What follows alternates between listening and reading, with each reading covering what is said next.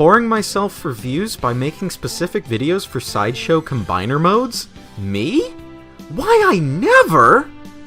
Welcome to Kit Katastrophe. My name is Kit, and today we'll be taking a look at Transformers Power of the Prime's DREADWING.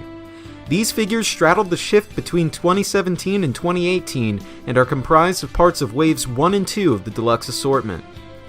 Like I did for my Battle Trap review, I'm going to look at Dreadwind and Blackwing together as a unit, and how well they work together as standalone figures before combining them. And in vehicle mode, it's definitely obvious that these two are a team. They are obviously very different jets with vastly different color schemes. Or rather, they share lots of colors, just in vastly different amounts. I really have to appreciate the nice color matching of the dark gray paint on Dreadwind's rear section to the dark gray plastic of Blackwing's entire body. Strangely enough, Dreadwind sports an off-white plastic color that isn't present anywhere on Blackwing. That'll come into play later. Overall, I really like Dreadwind's colors better. I just like the added white instead of the dull dark gray. As for weapon storage, Blackwing has Dreadwind beat. While Dreadwind can store his teal gun in the same place as Blackwing, Blackwing has the added benefit of having two guns.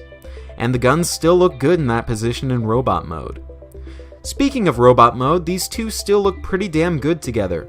I admit I don't know much of anything about these characters in fiction, but my interpretation is that these two are a dynamic duo.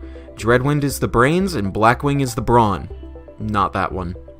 Their silhouettes are really different from each other, which is astounding because they share the same basic skeleton, as well as some parts such as the shins. Now, on to the main event. First of all, let's get them back into vehicle mode and strip them of their weapons. Dreadwind's transformation is hella basic. All you have to do is flip up the rear wings and fold back the actual wings. Blackwing is where things get a little more involved, and sloppy. The Nosecone simply folds back like in robot mode, and the head doesn't exactly follow it. It just sits there, almost reaching where it should. All that's left to do is to put the peg into the hole, and there you go. Here is the moment you've all been waiting for, the combined jet mode of Dreadwing. And it's kinda bad. First of all, Blackwing kinda shits the bed with how he handles his kibble. The cockpit just juts up into the air, basically removing all pretense of being aerodynamic. Second, the stability. The literal only thing keeping these two together is one single peg.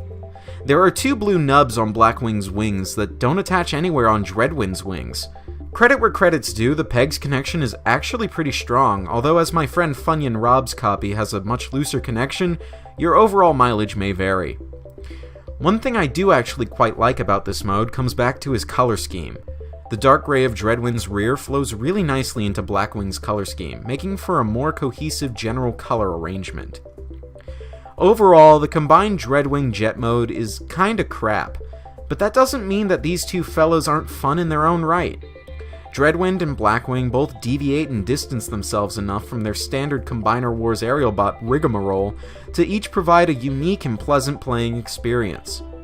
At that point, the combined mode is just the cherry on the admittedly pretty mediocre sundae. If you're hunting down these two just for this mode, you'd best look elsewhere. But as it is, I can't help but like these two. This has been Kit Katastrophe. It's time for me to transform and roll out.